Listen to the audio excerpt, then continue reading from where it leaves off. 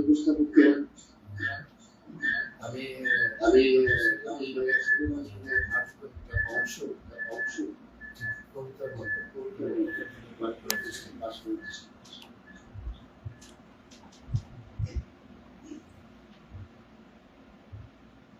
কুমারবনের হাতে নাইটটা ভাগ করে দেয়।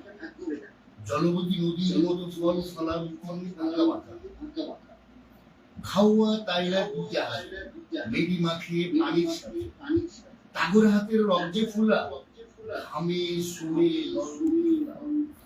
জাগায় জাগায় আগুনে ছেঁকা ঘুল বাঁকা আঙ্গুল দেখো কেদা জলে খড়খড়া বাই মেডির গন্ধ ঘামের গন্ধ তার ভালো তো আর কিছু নাই।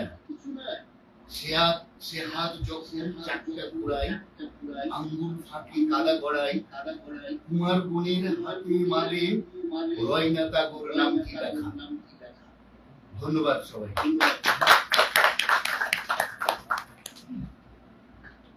দারুণ দারুণ